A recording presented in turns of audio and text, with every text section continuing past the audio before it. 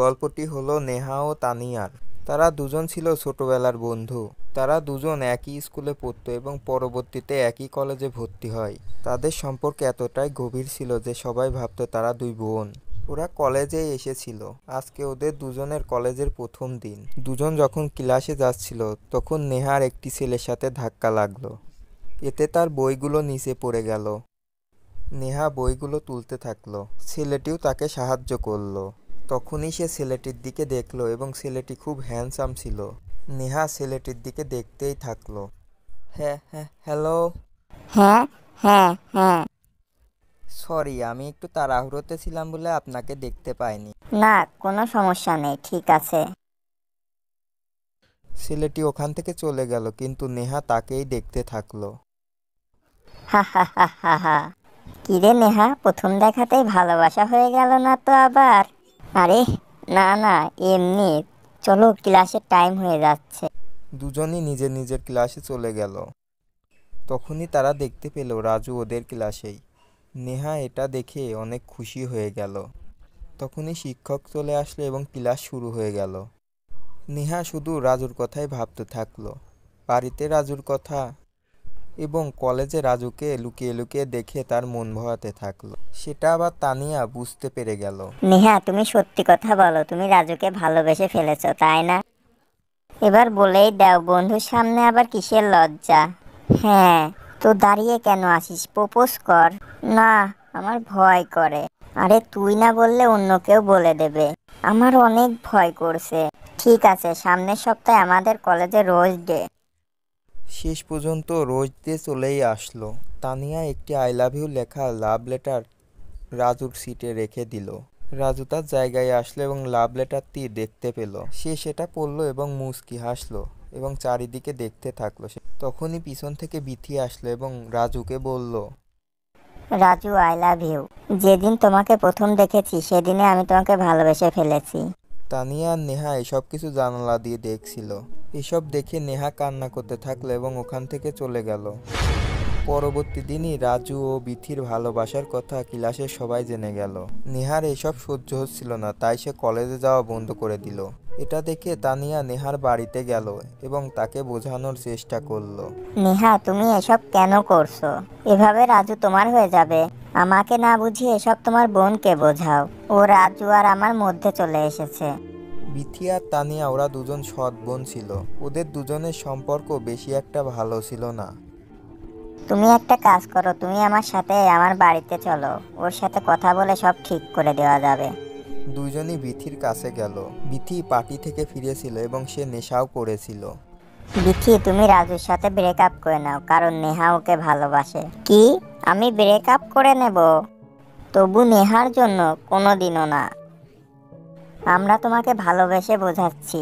নয়তো নয়তো কি? হ্যাঁ, কি করতে পারবে তুমি বলো? এটা বলে বিথি তানিয়াকে ধাক্কা দিতে থাকলো। তখনই নেহা মাঝে চলে আসলো। নয়তো তোমার জন্য ভালো হবে না। রাজু শুধু আমার, শুধু আমার। তুমি হুমকি দিচ্ছ আমাকে? এটা বলে বিথি নেহাকে চড় মেরে দিল আর দুজনের মাঝে লড়াই শুরু হয়ে গেল। বিথি একটা বোতল উঠিয়ে নিল এবং নেহার মাথায় সেটা মেরে দিল। আর নেহা অজ্ঞান হয়ে গেল এবং তার মাথা থেকে রক্ত বের হতে থাকলো। রক্ত দেখে বিথির মাথা ঘুরে গেল এবং সেখানেই সে অজ্ঞান হয়ে গেল। এরপর তানিয়া বিথির মুখে পানি ছিটিয়ে তাকে জাগালো। তুমি এটা কি করলে? নেহাকে মেরে ফেললে? কি, মেরে ফেলেছি? হ্যাঁ, নেহা মারা গেছে। এটা শুনে বিথি অবাক হলো এবং তার পায়ের নিচ থেকে মাটি সরে গেল। আমি ওকে জেনে বুঝে মারিনি। তবে যাই হোক, নেহা তো মারা গেছে। এবার এবার আমরা কি করব? দেখো, আমি এই লাশটাকে নিয়ে পাহাড়ে যাচ্ছি এবং সেখান থেকে এই লাশটাকে আমি নিচে ফেলে দেব। এই সময় সেখানকার এলাকা অনেক নির্জন হয়। সেই সময়ের মধ্যে তুমি একটি সুইসাইড নোট লিখে ফেলো। দ্রুত করো। পরিকল্পনা মতো নেহার লাশ নিয়ে গেল এবং তার মৃত্যু একটি রহস্য হয়ে থাকলো। 2 দিন পর বিথি যখন তার ঘরে ছিল, সে তার পাশে কাউকে অনুভব করতে পারল। ও পিছনে দেখলো, কিন্তু সেখানে কেউ ছিল না। যেই না ও আয়নাতে তাকালো, সেখানে সে নেহাকে দেখতে পেল। এটা দেখে বিথি অনেক ভয় পেয়ে গেল। ওর চিৎকার শুনে তানিয়া ওখানে চলে আসলো। কি হয়েছে? আমি নেহাকে দেখেছি। কি নেহাকে? ও তো মরে গেছে। না, আমি ওকে সত্যি দেখেছি। তুমি স্বপ্ন দেখেছো হয়তো, আমি ওকে নিজে গায়েব করেছি। কিন্তু কিন্তু আমি ওকে সত্যি দেখেছি। একটা কাজ করো, তুমি আমার সাথে চলো। তানিয়া বিথিকে ওই পাহাড়টিতে নিয়ে গেল। দেখো, এখান থেকে ওকে আমি নিচে ফেলেছি। তখনই বিথি তানিয়ার পেছনে নেহাকে দেখতে পেল। দেখো, তোমার পিছে নেহা। তানিয়া ওর পিছে তাকালো এবং দেখলো ওর পিছে নেহা দাঁড়িয়ে রয়েছে। তানিয়া এটা দেখে হাসতে থাকলো এবং তার সাথে নেহাও। তুমি হাসছো কেন? কেননা নেহা কখনো মরেইনি। হা হা হা হা।